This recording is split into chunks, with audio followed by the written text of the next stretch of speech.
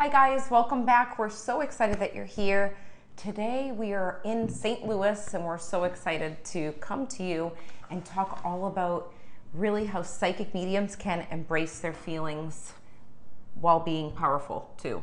Yes, and that's what happens whenever you embrace your feelings instead of numbing them out, because that's a pattern that we noticed over the years. We noticed that there's so many psychic mediums and coaches and healers that they're numbing their feelings, and that's the last place they want to look.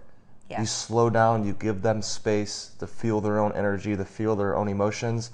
That's one of the most vulnerable spaces they can be. And then you got on the flip side to where it's like, when we're focusing on creating our vision and getting better at mediumship and doing all these things that are positive, it seems like that's more of the focus. When in all reality, if we go to the feelings first, it automatically takes care of everything else. Yes, totally. And this is the thing. I don't think when we're psychic mediums doing readings, it's very easy to kind of push those feelings aside because we're dealing with so many feelings. We're dealing with the sitter's feelings that are receiving the reading, going through grief. Then we're dealing with our own feelings just about the reading when we've done it. So when we're finishing it, or we're in the middle of it, if we're getting stuck in our head. So it's important to kind of take that time and acknowledge the fact that you do have feelings outside of the readings. Because it's just like anything else. We've talked about, you mentioned athletes. They have to train their brain, their mindset. They're focused on training that moment of maybe, making the leap or getting past the goal. But more of the attention needs to go on what's happening inside. Yeah, it does, because like you said, you're giving readings, you're going out and you're doing work with people, and you're dealing with all of their emotions and then all of the emotions of the people that are in your life. Mm-hmm. So you're a vehicle. It's like your body's a vehicle. And part of what this body does is it stores emotions, it absorbs emotions, it takes them in. And part of your job and part of the maintenance, just like eating healthy foods and exercising, which help to release these emotions, is to figure out other strategies and other tools that help you to keep that river flowing. Yeah. Like if a river keeps flowing, it'll stay healthy. But if it stops and it gets stagnant, that's when dis-ease starts to happen inside rivers and inside of our bodies. Mm-hmm. And then you don't realize where it's coming from because you've waited too long. Right. And it's interesting because I found that psychic mediums will come to us for business advice, whether it's in passing, like we're having a conversation, we're just talking with psychic mediums in person at the retreat. It could be in webinars, it could be in masterminds, whatever it is. It's very common for a lot of psychic mediums to be on this wheel of energy where they go, go, go, go, go. They see everything around them. They think it looks good because someone else is doing it, but they're not taking time to tune in, figure out what's my creativity? Where is my identity coming out in this process? And the only way to do it is to actually slow down. And that's the hardest thing for a lot of psychic mediums. I would say about 90%. Right, and you're hitting on another problem that we've seen come up over and over and over again, and it's the lack of creativity. Mm-hmm. It's like we got these business owners that are going, like you said, and it's like if you keep going like that, your creativity, the more that you go, so you keep going, your creativity starts to go down, down. And it's a paradox. You would think that, I'm doing more, so I should have more. Well, it's like, no, more is less. Because if you're numbing your emotions, if you're not tuning into yourself, you're not trusting your own instincts. You're not paying attention to the communication that your body's telling you, that God's telling you, that your soul's telling you, right? That's all within all of these emotions. So we have to wipe them down. We got to get through that pain. We got to get through that anger. We got to get through this thick cloud of emotion that we took on from the cashier yesterday when we were at the grocery store, and we gotta wash it like we're washing our car. And right, it takes work. It takes real work, and a lot of times you think that personal development is going to be all rainbows and butterflies. People can think that we're going to go and we're going to focus on all these positive things. It's like, yeah, you got that, but you have this other side too that you got to go underneath all of those other feelings and emotions that are clouding you, so you could see your own creativity. Yeah, so you could see your own instincts. You're gonna be a replication of everyone around you, And a lot of people will come and they'll say, well, my guides told me this. most likely, if you're in the mode of overwhelm and you're not dealing with your feelings and you're rushing around and you're looking at everything around you, your guides most likely didn't tell you if you didn't get quiet. It's mainly probably the quickest way that you could get to the answer, and it's your own mind, you know? So it's very easy to take time to have a vision too. Take that time so the creativity can flow. It's also very easy to look around and say, oh, I like how that looks. I'm going to do it identical to that. I'm going to replicate it because it was working for them. But I think with mediumship, just like readings, we get stuck in this way of having to do it like in a box. You know, we're trained by mentors and we're like, we have to do it this way. If you're in a training, yes, they'll teach you techniques just like me. I teach my students techniques. But it's important to be able to go outside the box too.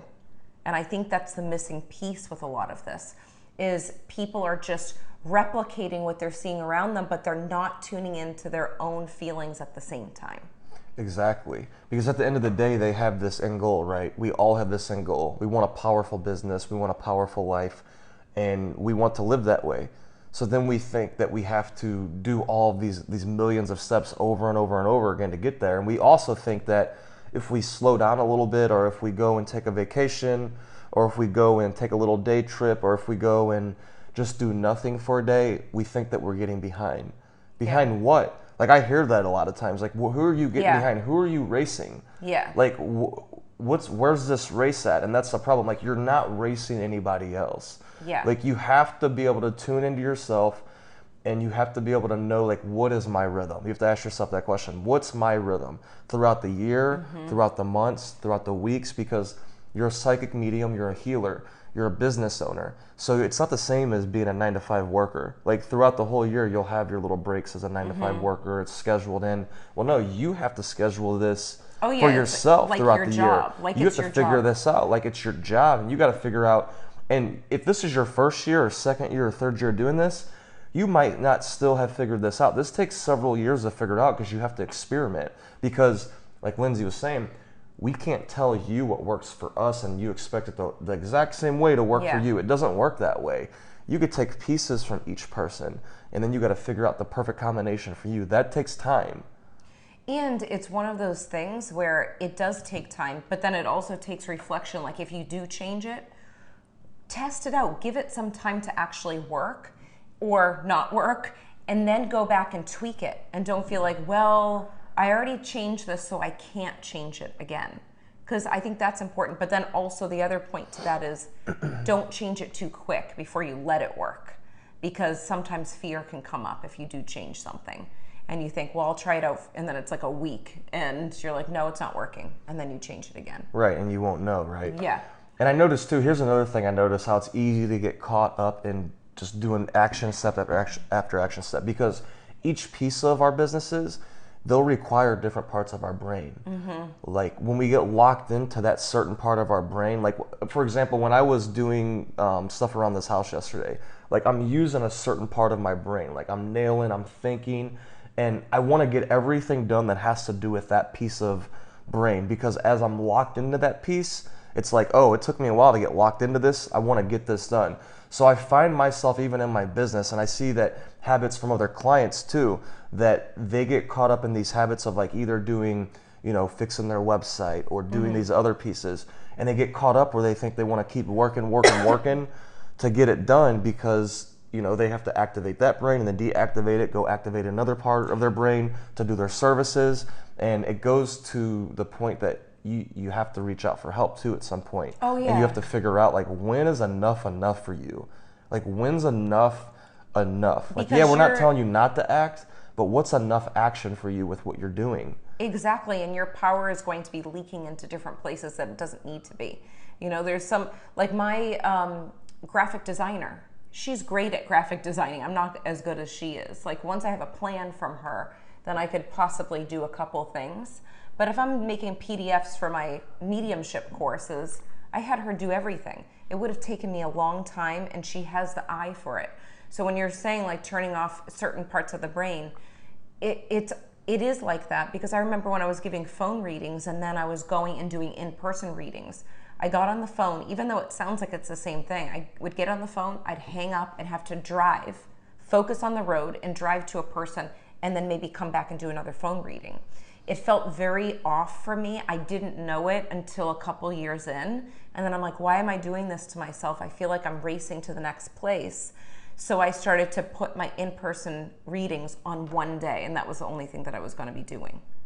You know? That's very so. smart. Yeah. So you have to think about those types of things when You you're do, setting it up. and you only know by tuning into yourself, and that's the whole point of this episode, is like tune into your own emotions. Go through all the bullshit that you're absorbing, and then get to the core of who you are. And I feel like a lot of times people, they don't get to that core. They only go through a couple of layers, and they're feeling other people's emotions, and they're thinking that it's their own. And it's like what you're saying, oh, that's a good idea. It looks good out there. It's working for them. Yeah. I'm going to try that out. Well, you know in your integrity, in your heart, if this is something that you're supposed to be doing, right? We're all intuitive. Everybody that listens to this, we know the feeling. So think about that. If you're doing something right now in your business or in your life that you did it because somebody else is doing it and it doesn't really feel natural to you right now, think about that. That's a sign. It could be maybe you're at the beginning stages of it because everything feels unnatural first, but it also could be that maybe that idea is not for you really, right? Because when you get in your wheelhouse, if you're a baseball player and you hit that ball like right in your wheelhouse, it's going to be a home run. Mm-hmm. So it's like if you find your wheelhouse, and the only way you can do that is tuning into your own emotions and going through the layers and figuring out what is true to you. Once you find that, it's never going to feel like you're working. Like you're not going to feel like you're working. It's going to feel so Most of the time, you're going to feel like you're in the zone. The more me and you do that, I notice that you get in the zone more and more, and I get in the zone more and more. Mm-hmm. So this is very, very important to slow down, feel your emotions, and come from that space. So how do you do that, right? They're probably wondering. And it's tuning into integrity. I'm all about integrity. That's what it is, integrity, intuition, right? Because you know what's right and wrong. Yeah. You know what I mean? And I found that a lot of people, especially people that are brand new to the mediumship business, they're like, oh my God, this is so overwhelming. And it's like, squirrel. Like, I see that. That looks beautiful. I want that. Yeah. And you go and you bring a website to your website designer. You're like, I want the same as that. That's not the essence of who you are. And in order to tap into your power, you have to tune into what you want, not what looks good on the outside. And that's why there's going to be a different energy off of everything. Like I always say, perfume. Like if you get the same perfume as someone else, it actually happened to me. A client wore the perfume. She smelt it on someone else. She came into the space that I was doing the reading, and I said, I love it. And I remember smelling it when she walked in, and she's like, that happened to me. So when I got it, I still loved it, but it smelled different on me. It's never going to smell the same. So you have to think about that when you're creating, because being in the business of psychic mediumship work, everyone is feeling. They're going to your website and they feel like they're home, or they feel like, oh, something's off. They don't know what it is, but they know what they feel. So that's why everything has to relate to you, and it has to be bleeding off of your page, exuding off of you. The words coming out of your mouth have to be connected to you. If not, if they're disconnected and they're being replicated and it's unnatural, it's not going to feel the same for people that are coming to you. Right, and you're only doing yourself a disservice. You're not going to harm the person you're taking the idea from. You're only harming yourself because you're giving your power away. It's like, it reminds me like if you're a little kid and you see someone that has like a cool lollipop. You're like, I want that lollipop, right? You know in that moment, you could see little kids giving their power away, right? They're thinking they want that because this person has it. And it's like, that's a human characteristic, right? It's a human characteristic, and it shows up in adult life, but we could tame it. And that's the whole point of this, is like bringing your awareness to this, because we want psychic mediums and coaches and healers to be powerful. That's what this industry needs, right? More and more powerful, unique, creative, showing people that if you're a psychic medium or you're a healer, it doesn't mean you got to look like this. It doesn't mean you got to look like that. It means that you got to be who the fuck you are, and then be a psychic medium and healer, because we're all normal people. And that's the whole point of this too, right? That's the biggest piece too. To normalize psychic mediums as a job and an industry like anything else that's happening. You're not going to conform to be someone else if you're a computer tech, whatever it is. Like computer techs are just as important as psychic mediums. But it's easy. Like I would say teaching is another thing. being an elementary school teacher, a lot of people conform to be the Yeah. teacher. I did the same thing, where the teacher clothes have to act morally, a certain way, compose yourself a certain way. You could easily dim yourself when you're in that role, at least for me Yes. personally. So don't Yes. do that during psychic mediumship. Be So yourself. let's think about this. So think about this. You have a business that you could tailor to your own personality. How does that feel? That feels amazing. That means that you could take your business and you could put in different business habits that produce money, that produce impact for your clients, that totally resonate with who you are. It reminds me of like how we do our retreats or our masterminds. Like, Yes. we were doing that before we got paid. We Exactly. love meeting up with people and going deep. Creating now an we get energetic paid for it, space. and we get to have more impact for it because people who pay attention. So it's like it all lines up. So it's like what do you want your business to look like? Just like riding our bikes to Main Street the other day in St. Charles, we rode our bikes to the coffee shop. We wanted to ride our bikes, and we also wanted to hang out at a coffee shop and get work done. And it didn't feel like work because we loved it.